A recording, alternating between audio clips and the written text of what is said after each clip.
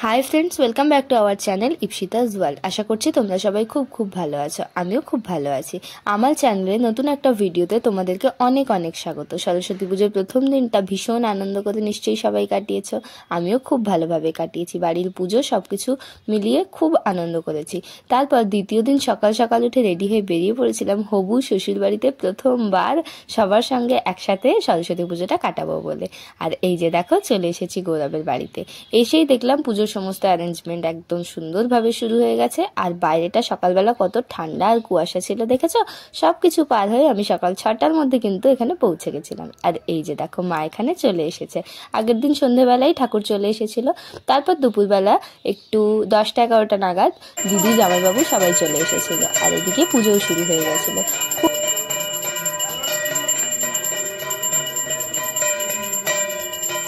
দিদি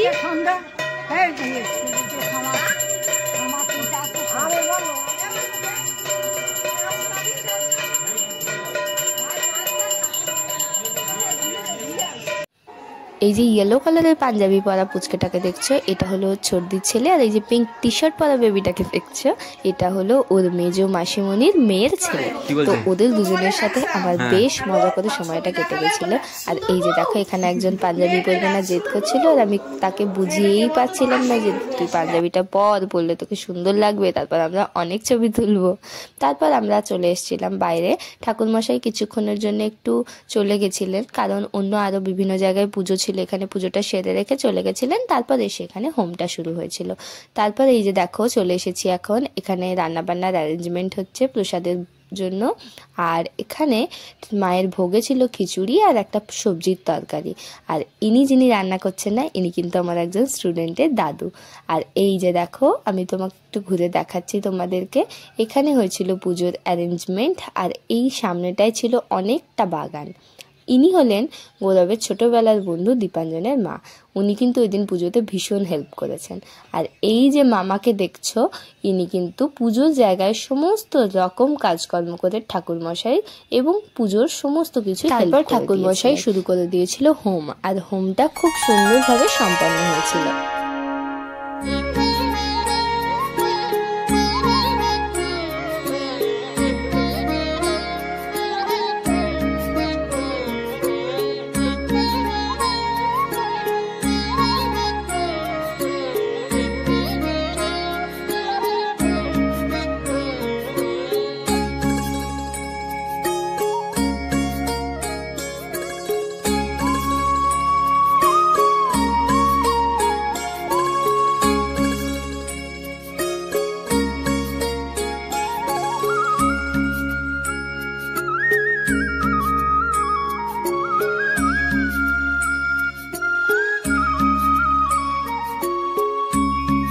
তারপর 11টা নাগাদ ঠাকুরমশাই পুজো সেরে দিয়ে চলে গেছিলেন। তারপর আমি বড়দি আর পাড়ার কয়েকজন কাকিমা মিলে পুজোর সমস্ত ফল প্রসাদ কেটে কুটে গুছিয়ে দিচ্ছিলাম। আর লোকজন অলরেডি শুরু করে দিয়েছিল প্রসাদ খেতে আসা।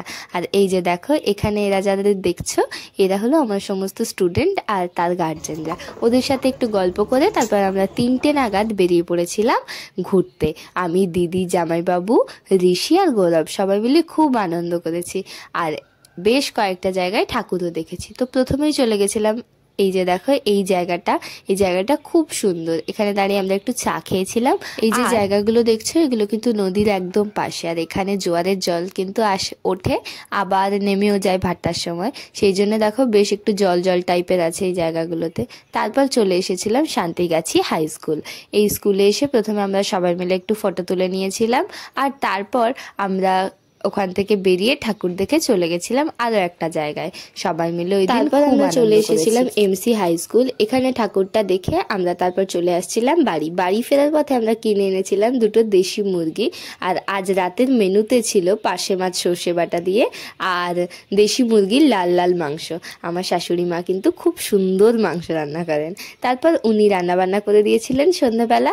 আমরা সবাই মিলে তাড়াতাড়ি খাওয়া দাওয়া সেরে চলে এসেছিলাম বাড়ি। আজকে দিনটা ভীষণ এনজয় করে কাটিয়েছি। আশা করছি ভিডিওটা তোমাদের খুব খুব ভালো লাগবে। ভিডিওটা ভালো লাগলে like, comment, share and subscribe করে দিও। আর আমার নতুন আরও ভিডিও পাওয়ার জন্য বেল আইকনটা একটু টুং করে বাজিয়ে দিয়ে এভাবেই সঙ্গে থেকো।